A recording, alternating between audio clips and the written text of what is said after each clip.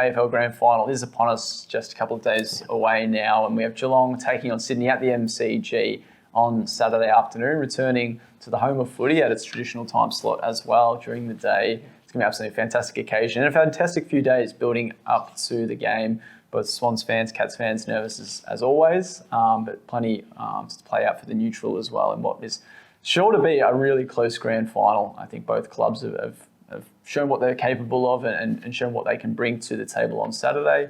And this is going to be one that I think goes right down to the wire.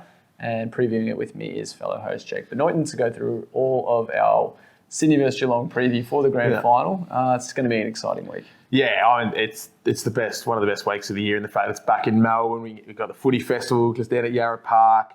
We've got a couple of public holidays down here in Melbourne to lead into it. Hopefully we get a grand final marathon on Channel 7 throughout the week. But yeah, all those little things that are back now. So we had 2 years where the game moved over to Queensland and then Perth, and all of us down here in Melbourne, we're locked away during those times. So it's unbelievable just to get a Mugs grand final where you can feel the energy buzzing in Melbourne. The weather's been kind to us so far this week, and it looks like it should hold off for most of the week. So it's an unbelievable time to be around the game itself. I mean, once we focus in on that, the two most informed sides of the competition, two sides that play a tough contested grand final brand of football, and two sides that, as you said, you just can't see this game going much further than two kicks either way. It seems destined to be a thriller, which I think footy fans deserve. Yeah, it's going to be quite an interesting one. No history to reflect on, given in both their 150-year history of both clubs. None of them haven't actually met each other in a grand final before, whether South Melbourne and Sydney and Geelong.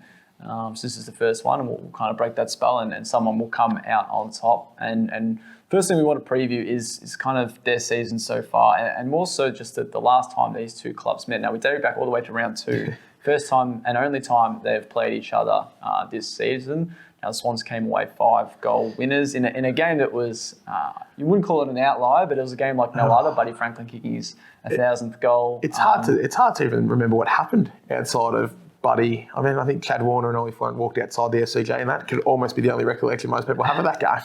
Yeah, it was. There was still like a fantastic performance from the Swans to get that 30-point win, and I think it was the game where Paddy McCartan, 2 games into his return, but really announced himself as a fantastic pickup, and he's held that form ever since joining the Swans this season, and he was absolutely standout for them. Chad Warner was among some of their best. Isaac Heaney kicked a bag on top of Buddy's, I think, 4 or so goals.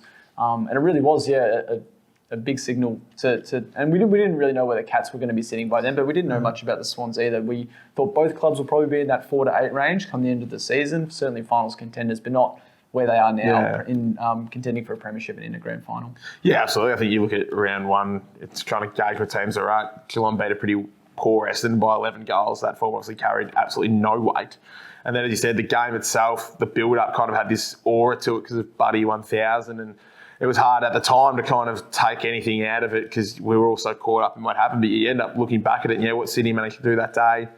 They defended what ended up being a very strong Geelong offensive outfit. Geelong were one of the best defensive teams of the competition, and Sydney just strangled the life out of them. And obviously, walked away pretty comfortable winners, even with that bit of that 40-minute gap, I think it was, with about 5 minutes to go. So, if you do take much out of that, it's that Sydney have a plan that can beat Geelong, but you could almost say Geelong are a very, very different team to round 2. They've figured themselves out incredibly well, and I think you look back to that game, and the midfield battle was one where it was a game where Paddy McCartan announced himself, but Chad Warner announced himself that day as well. And you can look across the board, the midfield for Sydney was terrific that night. It's probably at a part where Geelong's midfield wasn't their strong suit. So I think if you're looking where the game can be won and lost, I think that's an area Sydney will identify as an area they can get on top again.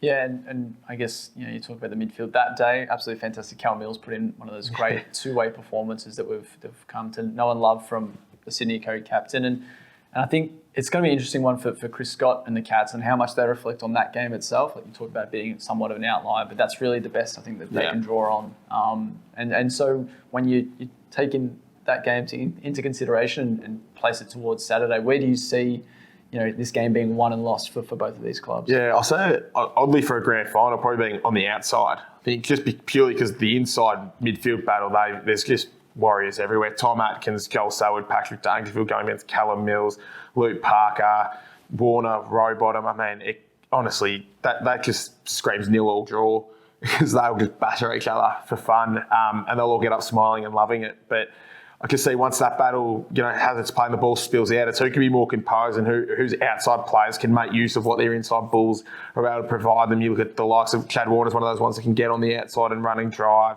Look, Robbie Fox is moving even from deep in the back pocket on the weekend. He got quite high up the ground. Nick Blakey, his run and drive has been incredible. And you look on the other side of Mitch Duncan. What can the likes of Brad Close and Tyson Stengel do? Can they push up the ground and get back? All these little questions about what these speed and Cam Guthrie, all those kind of guys that not rely on, but do their best work when the ball's given to them. What can they do? What can they produce? I think that's where we'll find a difference. Who can stay calm? Who can stay composed? And who can give their forwards then the best chance? Because the forward lines are absolutely off their heads. Yeah, you talk about that width. I think that's why there is so much attention on a 20-year-old in Max Holmes and whether he plays or not, because he's absolutely fantastic. Arguably Geelong's best player alongside Patrick Dangerfield before he got subbed off against the Lions.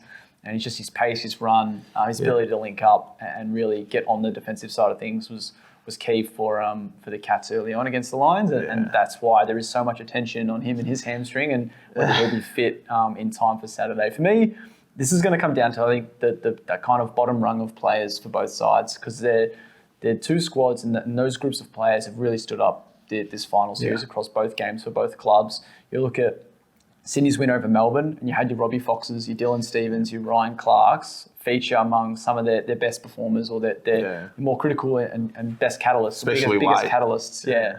So that was really important for them, and some of them have still stood up. I think against the Pies, it was probably leaning towards some of their bigger names, and that's what happens in the big moments. But you look at the same time across Geelong and their preliminary final, a Jake Kolodjasny, a Brian Myers, these kind of guys stepping up as well. And you don't know what you're going to get if they're going to bring in a Mark O'Connor or someone, but whoever does come into this side, if Max Holmes is out, and the same for Sam Reid's replacement, if the Swans are forced to make a change there, that next man in is going to be a part of a really important group that I think might just decide this grand final. So it is going to come down to that bottom six. There's the last few players in the bottom 25% of both squads that are really going to signal which way this game sways.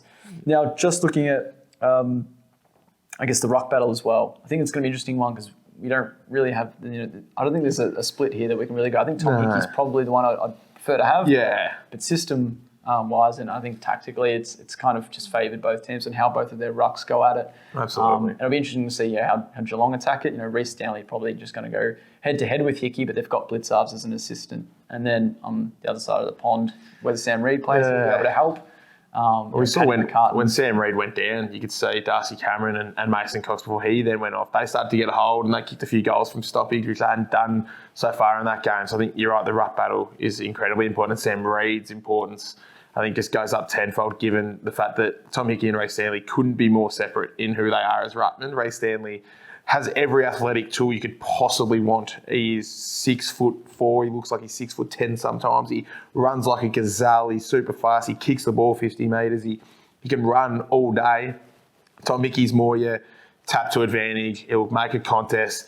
I mean, he's probably going to need Sam Reid, if not a Joel Amati or a Lewis Malikan to come in and Hayden McLean, to come in and really kind of burden that load, because Reece Stanley, if he gets a hold of Tommy Hickey and he latches him on for the ride, he could run him ragged across the J. It's a funny matchup to preview when you've got all these star names and you're talking about those kind of caliber guys, but that is just shows you how important these two are. Yeah. And some of these other big matchups as well are, the McCartan boys, are they the ones that take on Hawkins and Cameron? What does that mean for Dane Rampy? Does he go smaller on Stengel? Yeah. We know Jake Lloyd will take that looser option. And then, they've always got these kind of halfback flankers. I know Braden Campbell's been the medical sub, but Ollie Florent, there's going to be a lot to rely on these guys when you've got a Brad Close, you've got a Patrick Dangerfield, you've got a Tyson Stengel as well as the Twin Towers at Geelong, and then a Gary Rowland on that too. So, some of these other matchups, how do you see kind of, that Swans defence on Cats offence and some of those taller matchups going? Yeah, it's an interesting one because they don't, the McCartans are their two tall defenders, but they're probably not the tallest defender, or they're definitely not the tallest defenders going around. So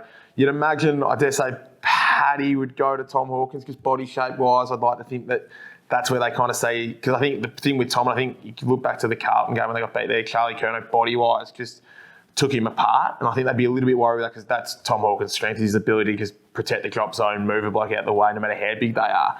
Whereas Paddy McCartan's ability to kind of stay off, even though he is the bigger body, he can stay off, he can get that running jump, maybe not give Hawkins that engagement early. And then it allows Tom McCartan to get on his bike, which is a little bit easier. I don't think you'd want Paddy McCartan running up to the wing and trying to chase Jeremy Cameron back. And then Gary Rowan's the one. I mean, it's a big day for Gary Rowan. His final against Collingwood was unbelievable, especially given his previous September record. His prelim wasn't the best, but I mean, hard to judge. They won by 71 points, so you can't argue too much with that. But his do or die finals record and his grand final record, it's not, doesn't make for pretty reading. But Gary will know. He doesn't need us to tell him that. He'll be well aware. And I'm sure there'll be plenty of people letting him know throughout the week on social media. So he'll know it's a big week for him. But his matchup is still probably the most difficult out of any forward in the competition when you think about it. So I think Dane Rampy probably gets the Gary Rowan job purely because I think they'll back Dane Rampy to find a way. He has to find a way. He's co-captain of that club. They need someone to stand up on that role. And then, I mean, touch wood, I'd love Gary Rowan to have a great day. But if he doesn't, and if he falls back into some bad habits, then they can maybe allow Dane Rampy to float off and help out. But I think Rowan's role could be judged more not off what he does on the stack sheet, but if he can just keep Rampy busy and allow the other two to get one-on-ones, I think he'll play his role. Yeah, we've previewed plenty of the midfield matchups in our Swans and Cats analysis, which you can catch on zerohanger.com and on our YouTube channel. But the forward line, and probably the one I just want to talk about, is Lance Franklin. Does Sam de Koning take Bud in the grand final? Because it's probably been some time when there was probably a matchup for Bud in round 2, but we've seen what he's been able to do. Some of these younger blokes tore Josh Gibcus apart when they matched up mid part of the season. Gibbs was still fantastic, I think, in his efforts to shut down Franklin where possible, but he was just relentless. And de Koning, probably a step above Gibcus this year. They've both been absolutely fantastic in 2022, but is de Koning the one that takes Bud, or do you put a de Koning on a McDonald? Yeah. Which is probably, a bit of an advantage for de Koning, seeing the scalps he's been able to claim this year. He's probably a bit above a Logan McDonald. And then there's Sam Reid if he plays. You've got a College Asney. They're not using Mark Blicavs down back, but you've got a Jack Henry as well. And then Tom Stewart's floating around there as well. Jed Buse, you'd think, would take Tom Papley. Absolutely. He has been pretty solid in that smaller forward lockdown role. But Will Hayward as well kind of just offers, I think, quite a diverse forward line for what Geelong have probably been used to. Yeah, absolutely. I think it has to be de Koning to Buddy. I think he's earned that right, Sam. I think if he walks in and puts his hand up and says, I'm ready to go, I want him, I think he's earned that right. He's been unbelievable. And I think he'll have the aerial dominance over Buddy. I know Buddy actually had a really good game in the air in the preliminary final, but that's actually not Buddy's strong suit, as we all well know. So I think you can still back Sam de Koning to have his normal influence in terms of intercept marking, because he will have the aerial dominance of that matchup. But I think you give him the chance. I think you let Tom Stewart play his usual role of float off. Geelong will back their system. I think that's the beauty of it. We can sit here and say, he's not tall enough, or this player's not quick enough, or I don't think Geelong will care that much. I think they'll back their system. They'll want Tom Stewart playing.